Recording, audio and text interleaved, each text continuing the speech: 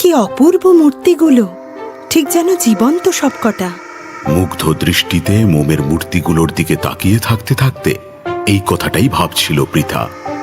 বুলি, এদিকে এসো। একদম দুষ্টুমি করবে না, কোনো স্ট্যাচু ছবে না কিন্তু, আঙ্কেল বকবেন।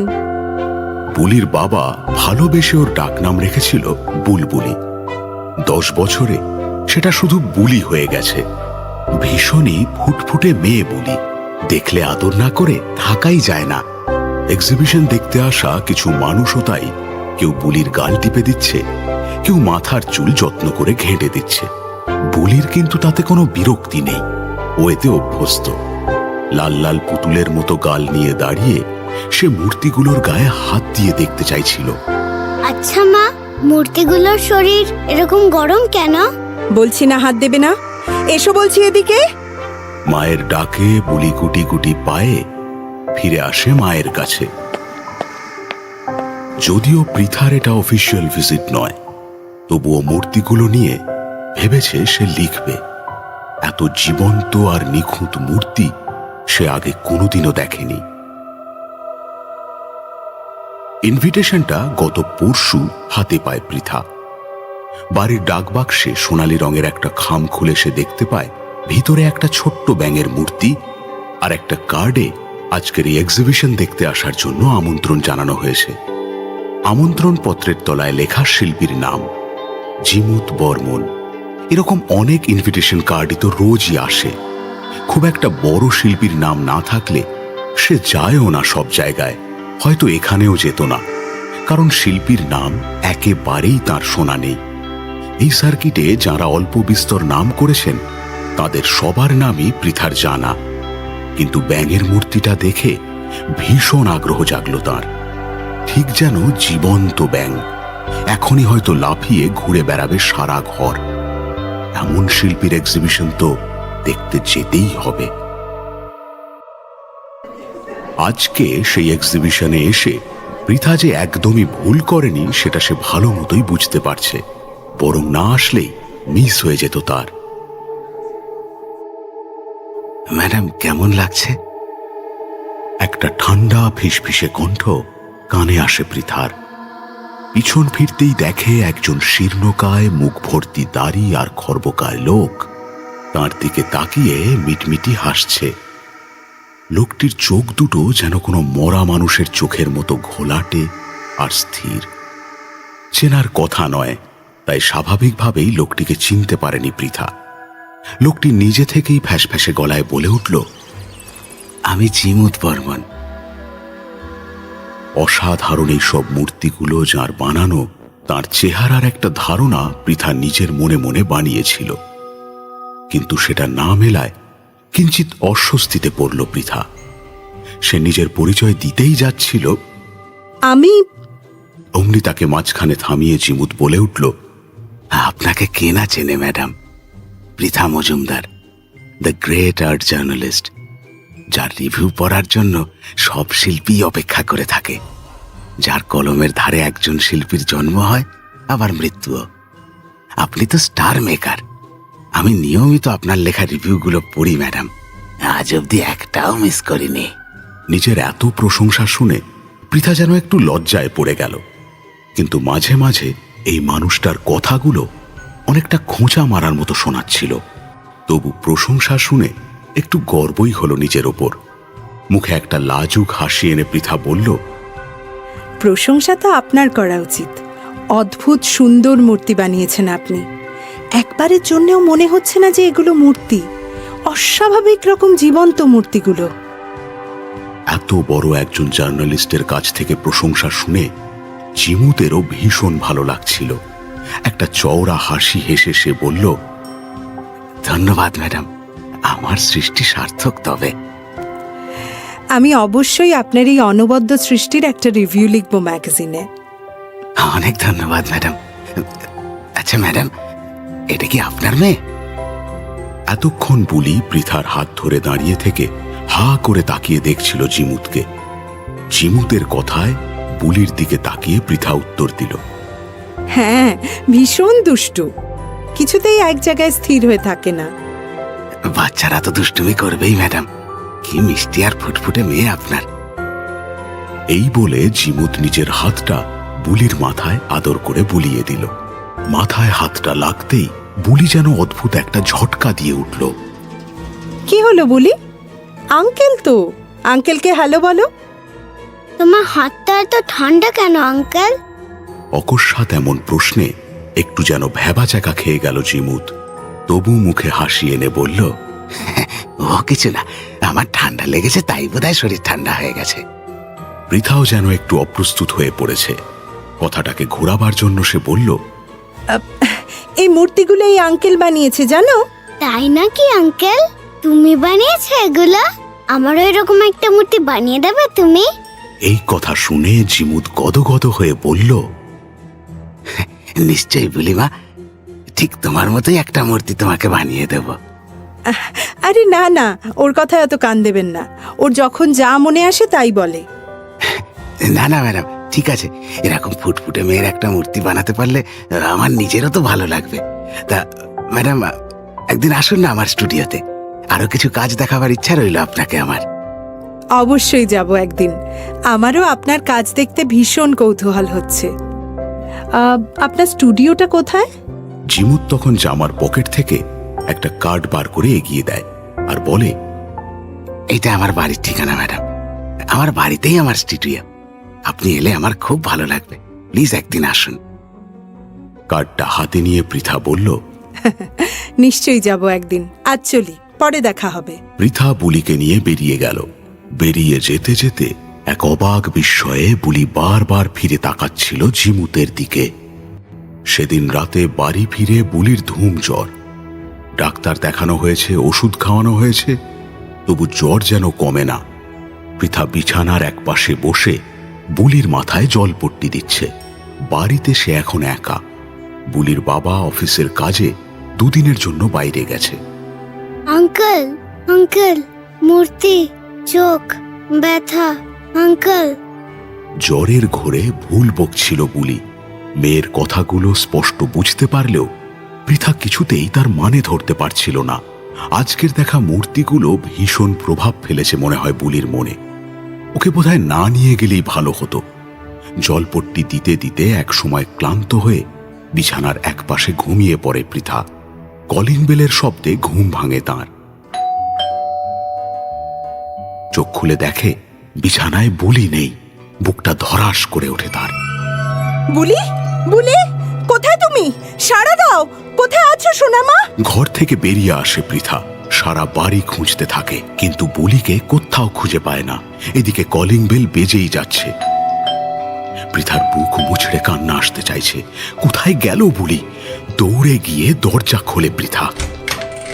কাজের দিদি শিখা দিদি এসেছে। দরজা খুলে দিয়েই আবার দৌড়ে ঘরে ঢোকে পৃথা। বুলি, বুলি! কি হয়েছে দিদি? আপনি অমনভাবে বুলিকে খুঁজছেন কেন? উত্তর দেয় না পৃথা। সে পাগলের মতো খুঁজে চলে বুলিকে। সারা বাড়ি খুঁজতে খুঁজতে তারপর বাথরুমের সামনে গিয়ে দেখে বুলি গামলাতে জল ভরে ইনভিটেশন কার্ডের সাথে আসা সেই ব্যাঙটাকে নিয়ে খেলছে।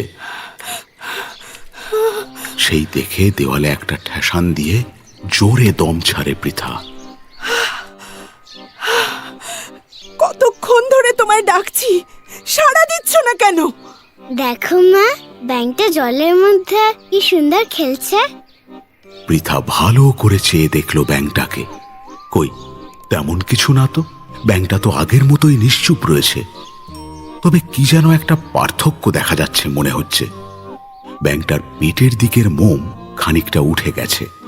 সেখান থেকে কি যেন একটা দেখা যাচ্ছে। পৃথা ব্যাঙটাকে কাছে নিয়ে দেখল, এ কি, মোমের প্রলেপের ভেতরে তো সত্যিকারের একটা ব্যাঙ। তার মানে একটা মরা ব্যাঙের শরীরের ওপর মোমের প্রলেপ দিয়ে এটাকে বানানো হয়েছিল।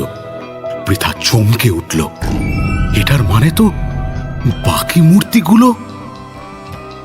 না, কিছু একটা করতেই হবে তাকে। ব্যাপারটাকে খতিয়ে দেখতেই হচ্ছে। কিন্তু তার আগে বুলির এখনো জ্বর আছে কিনা দেখতে হবে। পৃথা নিজের হাত বুলির কপালে ঠেকালো। না, জ্বর নেই আর। জ্বর যখন নেই তখন বুলিকে স্কুলে পাঠিয়ে এই মূর্তির ব্যাপারটা খোলসা করতে হবে। চলো বুলি, স্কুলে যেতে হবে, রেডি হয়ে নাও। পৃথা ব্যস্ত হয়ে পড়ল বুলিকে তৈরি করার জন্য। যা, একদম ভুলে গিয়েছিলাম কথাটা। বুলিকে স্কুলে পাঠিয়ে অফিসে এসে কাজ করতে করতে মূর্তিগুলোর ব্যাপারটা পৃথার মাথা থেকেই বেরিয়ে গিয়েছিল। এখন ব্যাগ থেকে ওষুধ বার করতে গিয়ে জিমুতের দেওয়া কার্ডটা দেখে তার সেটা মনে পড়ল। এখন একটু কাজ কম আছে, এই সময় একবার জিমুতের বাড়ি থেকে ঘুরে এলে কেমন হয়? ভাবার সাথে সাথেই জিমুতকে ফোন করে পৃথা অফিস থেকে বেরিয়ে পড়ে। পৃথার গাড়ি বড় রাস্তার সামনে এসে দাঁড়ায়। এখানে তাকে নেমে যেতে হবে। সরু গলি, তার গাড়ি সেখানে ঢুকবে না। গাড়ি থেকে নেমে পৃথা গলির মধ্যে ঢুকে পড়ে। কিছু দূর যাবার পর একটা বাড়ি নজরে আসে। দোতলা বাড়ি, বেশ পুরনো। ফোনে জিমুত বলে দিয়েছিল, তাই বাড়িটা চিনে নিতে পৃথার একটু অসুবিধা হয় না। আরে ম্যাডাম, আসুন আসুন। আপনি এত তাড়াতাড়ি এখানে আসবেন সেটা তো ভাবতেই পারিনি। জিমুত বোধহয় পৃথার অপেক্ষাই করছিল।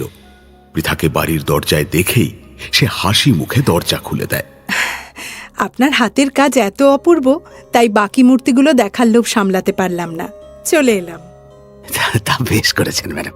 আসুন আসুন, ভেতরে আসুন। পৃথা ঘরে ঢুকে চারপাশ দেখতে লাগলো। নিচে রয়েছে দুটো ঘর আর ওপরে দুটো। ঘরের ভিতর আলো যেন খুবই কম। নিচের দুটো ঘরে একটাতে আমি থাকি আর একটাতে মা থাকেন। ওপরের দুটো ঘর আমার স্টুডিও। চলুন আপনার স্টুডিওতে যাই। আরে ম্যাডাম, আগে একটু চা খান, তারপর না হয়ে যাবেন। এই প্রথম আপনি আমার বাড়িতে এলেন। আরে না না, সেসবের দরকার নেই, আমি খেয়েই বেরিয়েছি। তা বললে হয় ম্যাডাম? একটু চা অন্তত খান।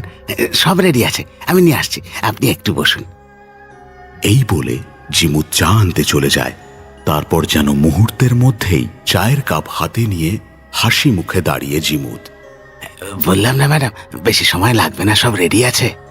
পৃথার জন্য চা যেন জিমুতের বানানোই ছিল। সেই দেখে পৃথা বেশ অবাক হয়ে যায়। তাড়াতাড়ি চা শেষ করে পৃথা রওনা দেয় স্টুডিওর ঘর দেখার উদ্দেশ্যে, কারণ তার সমস্ত আগ্রহ এখন স্টুডিওটিকেই ঘিরে। চা খেয়ে জিমুতের পিছন পিছন সিঁড়ি দিয়ে উঠতে থাকে পৃথা। দোতলায় পাশাপাশি দুটো ঘর। প্রথম ঘরের দরজা খুলে জিমুত পৃথাকে ভিতরে আসতে বলে। আসুন আসুন ম্যাডাম। একটা আলো আধারি ঘর, ভ্যাপসা গন্ধে ভরে আছে ঘরটা। ঘরে ঢুকেই কেমন যেন একটা অস্বস্তি ঘিরে ধরল পৃথাকে। কেমন যেন একটা বমি বমি ভাব লাগছে তার। তাড়াতাড়ি কাজ সেরে এখান থেকে বেরিয়ে যেতে হবে তাকে। আর তার জন্য দরকার জিমুতের এই ঘর থেকে দূরে থাকার। ম্যাডাম, আপনার শরীর ঠিক আছে তো? জিমুতের এই প্রশ্নের মধ্যে উদ্বেগের থেকে উৎসাহ বেশি ছিল। একটু জল খাওয়াবেন প্লিজ? নিশ্চয়ই ম্যাডাম, আমি এক্ষুনি নিয়ে আসছি। এই বলে জিমুত ঘর থেকে বেরিয়ে নিচে চলে যায়। এটাই সুযোগ। জিমুত জল নিয়ে ফিরে আসার আগে যা দেখার দেখে নিতে হবে। ঘরে একটা হালকা আলো জ্বলছে, কিন্তু এই অল্প আলোতে কিছুই যেন দেখা যাচ্ছে না। পৃথা মোবাইল বের করে মোবাইলের টর্চটা জ্বালালো। সাদা আলো গিয়ে পড়ল ঘরের এক কোণে। ঘরের প্রতিটি দেওয়াল স্যাঁতস্যাঁতে। ঘর ভর্তি মূর্তিগুলো সাদা স্বচ্ছ প্লাস্টিক দিয়ে ওপর থেকে নিচ অব্দি মোড়া। পৃথা তাড়াতাড়ি ডান দিকে চলে গেল। প্লাস্টিক উঠিয়ে উঠিয়ে টর্চের আলোতে সে মূর্তিগুলো সব দেখতে লাগলো। কি ভয়ানক জীবন্ত সমস্ত মূর্তিগুলো, ঠিক যেন তার দিকেই তাকিয়ে আছে। এই সমস্ত মূর্তিগুলোকেই সেদিন এক্সিবিশনে পৃথা দেখেছিল। পৃথা এবার বাঁ দিকের মূর্তিগুলোর দিকে এলো। প্রথম মূর্তিটার প্লাস্টিক তুলতেই পৃথা চমকে গেল। এই মূর্তির মানুষটাকে যেন খুব চেনা লাগছে তার। পৃথা চোখ বুজে মনে করার চেষ্টা করতে লাগলো। আরে, এ তো দ্য রিয়েল স্ট্যাচুর মালিকের মূর্তি, মিস্টার ডবনার। মোমের মূর্তি বানাবার কোম্পানি তার। বিখ্যাত মানুষদের মূর্তি বানাবার দায়িত্ব তারই কোম্পানি পায়। তবে কি জিমুত মিস্টার ডবনারের কোম্পানিতে কাজ করে? কিন্তু কিছুদিন আগেই টিভিতে মিস্টার ডবনারের নিরুদ্দেশ হওয়ার খবর পৃথা পেয়েছিল। পৃথার সন্দেহ আরো জোরালো হতে থাকে। সে সবকটা মূর্তির প্লাস্টিক তুলে তুলে দেখতে লাগলো। না, বাকি মূর্তিগুলোতে তার চেনা কেউ নেই। আর একটাই মূর্তি রয়েছে, সেটা উচ্চতায় অনেক ছোট। পৃথা সামান্য ঝুঁকে মূর্তিটার ঢাকা সরাতেই আঁতকে উঠল। মোবাইল ছিটকে পড়ল তার হাত থেকে। টর্চের আলো সোজা ঘরের ছাদে গিয়ে পড়ল। সামান্য সময় লাগলো পৃথার ধাতস্থ হতে। মোবাইলটা হাতে তুলে নিয়ে পাগলের মতো সে নাম্বার ডায়াল করতে লাগলো। Hello, saint martin school. আমি ঈশানীর মা বলছি, প্লিজ ওকে একটু ডেকে দেবেন। কিন্তু আজ তো স্কুলেই আসেনি। সে কি করে হয়? বলি মানে ঈশানী তো স্কুল বাসে করে স্কুলে গেছে। এটা কি করে হয়? স্কুল বাসে কি ঈশানী নামেনি? শিখা ওকে স্কুল বাসে? ও শিট! তবে কি শিখা?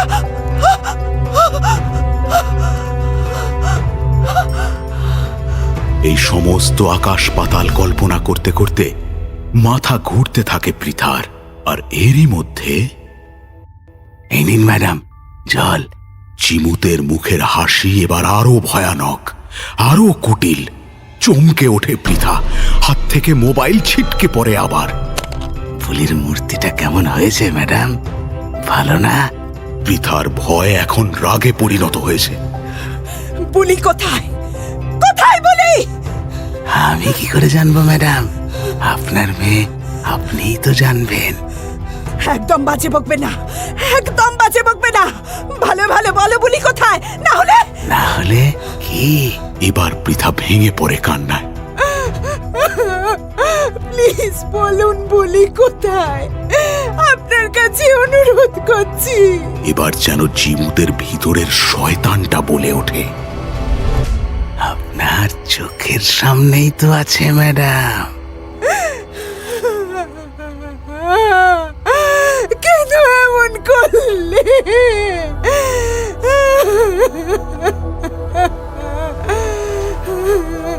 2 বছর আগের সেই ঘটনা মনে আছে ম্যাডাম? পৃথা অবাক হয়ে তাকায় চিমুতের দিকে। 2 বছর আগে আপনি আমার বানানো মূর্তি দেখে এত বাজে রিভিউ দিয়েছিলেন যে আমার ক্যারিয়ারটাই শেষ হয়ে গিয়েছিল ম্যাডাম। আমি সেদিনই পণ করেছিলাম এমন মূর্তি বানাবো যা জীবন্ত মানুষকেও হার মানাবে। আর দেখুন ম্যাডাম, আজ কেমন মূর্তি বানিয়েছি। একেবারে জীবন্ত মনে হচ্ছে না? মনে হচ্ছে না যেন এক্ষুনি এরা কথা বলে উঠবে? পৃথা বুলির মূর্তিটা জড়িয়ে ধরে কাঁদতে থাকে। বুলির শরীরটা যে ওই মোমের প্রলেপের ভেতরেই নিথর হয়ে আছে। পৃথার মাথা ঘুরতে থাকে, চোখ দুটো যেন বুজে আসতে থাকে। জ্ঞান হারিয়ে মাটিতে পড়ে যাবার আগে পৃথা দেখতে পায় চিমুত পাশের ঘর থেকে একটা ছুরি বের করে নিয়ে আসছে। চিমুতের চোখে মুখে কুটিল হাসি।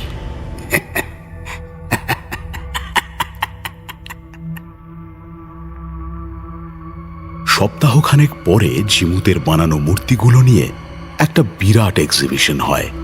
সেই হলের একদিকের দেওয়ালে শুধুই 2টো মূর্তি, বিখ্যাত আর্ট জার্নালিস্ট পৃথা মজুমদার আর তার মেয়ে বুলির। একেবারে যেন জীবন্ত, এক্ষুনি কথা বলে উঠবে। বন্ধুরা, আমাদের আজকের এই গল্পটি তোমাদের কেমন লাগলো অবশ্যই কমেন্ট করে জানিও। আর এরকম আরো ভয়ঙ্কর কাহিনী দেখতে অবশ্যই চ্যানেলটিকে সাবস্ক্রাইব করে পাশে থাকা বেল নোটিফিকেশন অন করে রেখো।